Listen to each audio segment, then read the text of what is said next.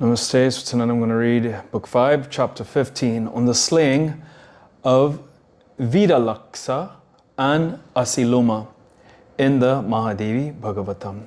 Vakratu Namaka.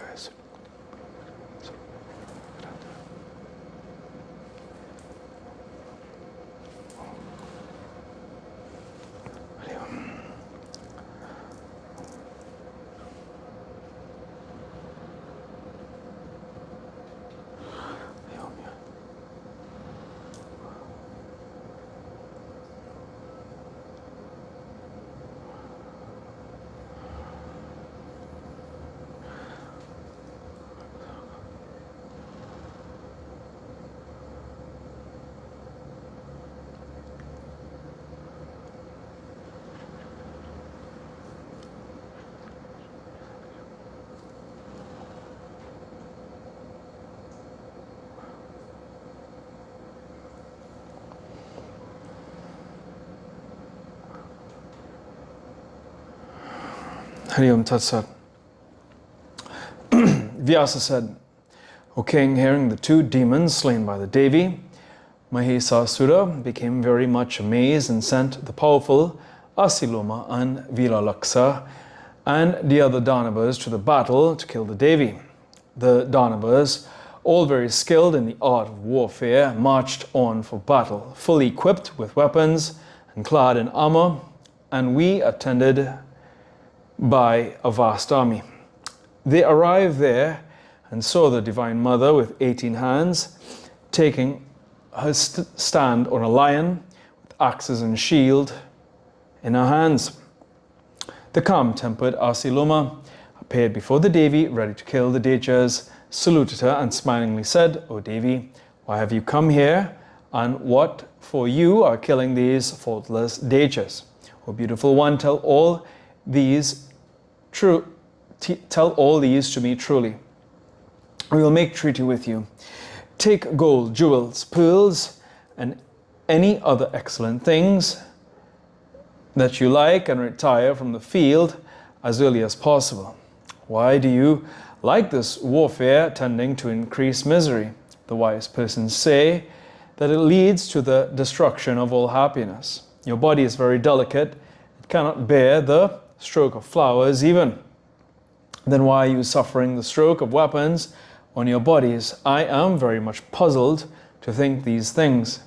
See, the cleverness is judged when peace is the result thereof, for it leads always to happiness. Then why are you liking to fight, which will lead only to pain and suffering? Happiness is only to be had and pain is to be avoided. This is the rule, O Devi, that happiness is again of two kinds, permanent and transitory. The pleasure that comes out of the knowledge of Atma-jnana is permanent, and that which is derived from enjoyments is transitory. These who know truly the Veda Sastra, they avoid this transitory pleasure of enjoyments. If you follow the opinion of the Mimamsakas, and do not believe in the existence of future births, even then you ought not to fight. When you have got this youthful age, you ought to enjoy the excellent pleasures in this world. O one of lean stomach, and if you doubt in the existence of the other worlds after death, even then you ought to desert from fighting and perform in this life such actions as will lead you to the attainment of heavens. This fully developed womanhood is transient. Knowing this, do virtuous actions always. The wise ones always avoid tormenting others. Thus one ought to perform things not contradictory to dharma, artha, and kama. Therefore, O auspicious one, do you also things virtuous also, always. O mother, why are you killing these Dechas without any cause? There is again the feeling of mercy. The lives again of all are dependent on truth. Therefore, the sages always preserve piety, mercy, and truth. O beautiful one, then what is the use in your killing these demons? Please say explicitly on this point. The Devi said, O powerful one, hear why I have come here and why I am killing the Dechas. I answer your question on the above points. O demon, I, though merely a spectator, always go about all over the worlds, seeing the justices and injustices done by the several souls.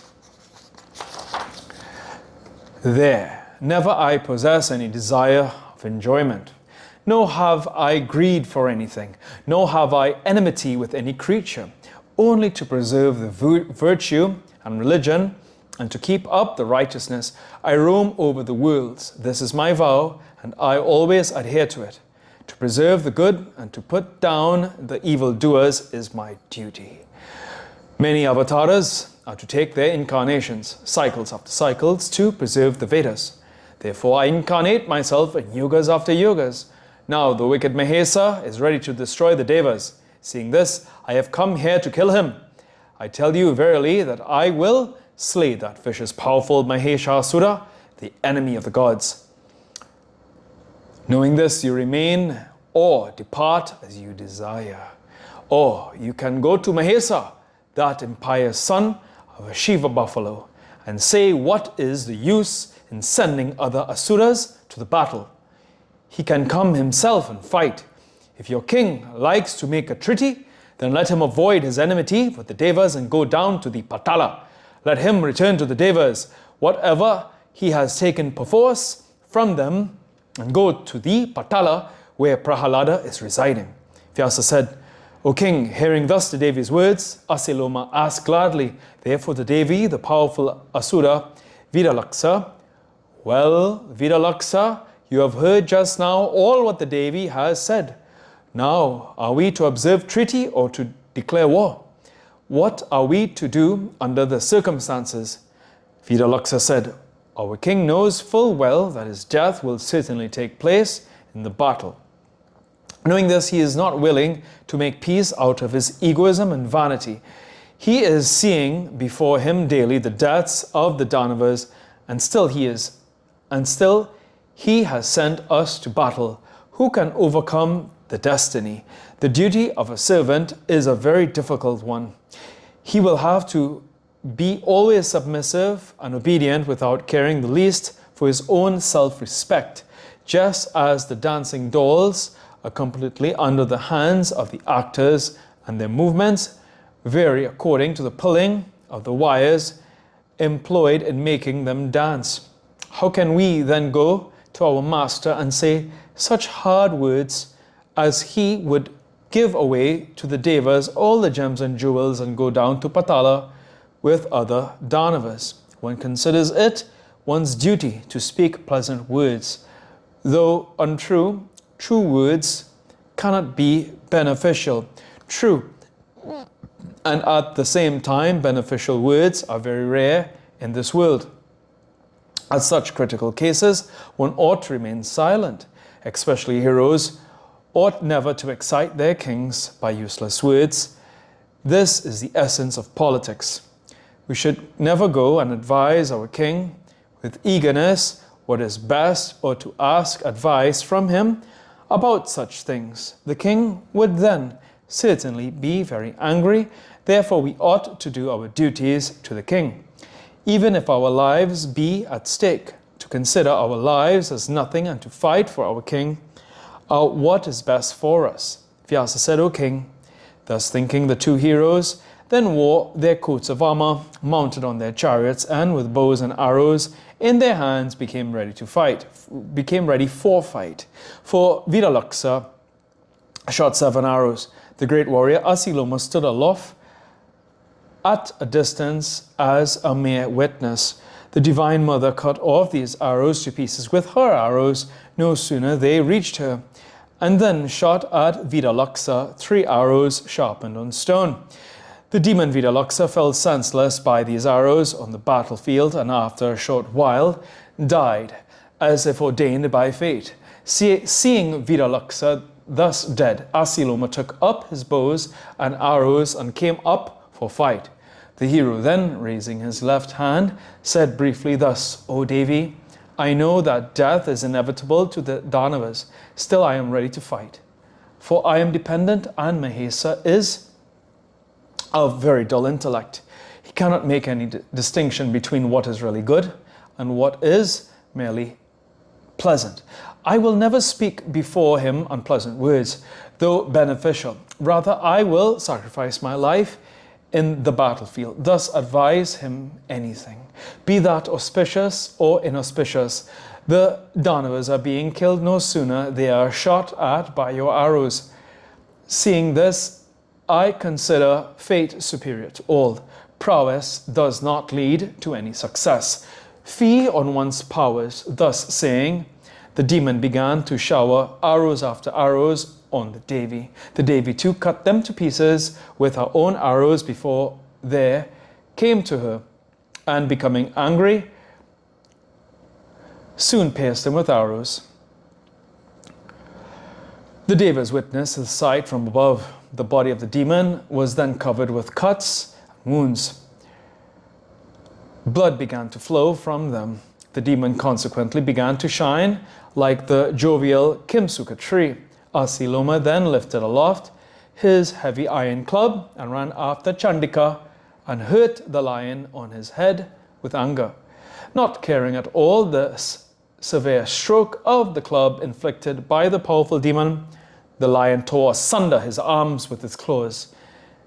Then that dreadful demon leapt with club in his hand and got up the shoulder of the lion and hit the Devi very hard. O king, the Devi then baffled the hit and cut off the demon's head with her sharp axe. The head being thus severed, the demon was thrown on the ground with great force. Seeing this, a general cry of distress arose amongst the soldiers. The Devas shouted aloud, "Victory to the Devi!" and chanted hymns to her. The drums of the Devas resounded, and the Gandharvas began to dance in great joy. Seeing the two demons thus lying dead on the battlefield, the lion killed some of the remaining forces by his sheer strength and ate up others and made the battlefield void of any persons. Some fled away in great distress to Mahesasura. The fugitives began to cry aloud, save us, and said, O king, Asiloma and Vidalaksa are both slain, and those soldiers that remained were eaten up by the lion. Thus they told and plunged the king in an ocean of dire distress. Hearing their words, Mahesa became absent-minded through pain and grief and began to think over the matter with great anxiety. Here ends the 15th chapter of the 5th book on the slaying of Vidalaksa and Asiloma in Srimad Devi Bhagavatam, the Maha Puranam of 18,000 verses by Maharishi Vedvyasa. Om Jayanti Mangalakali Bhadrakali Kapalini Durga Kshma Shivadatri Swaha. Om Jai Tvam Devi Chamundeji. Om Mangle Mahakale Shivi.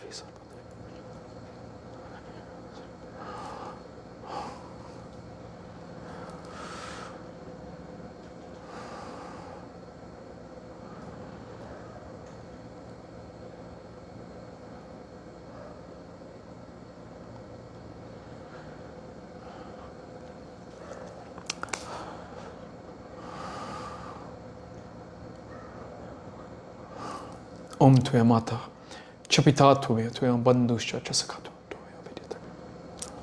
Shanti, Shanti, Shanti.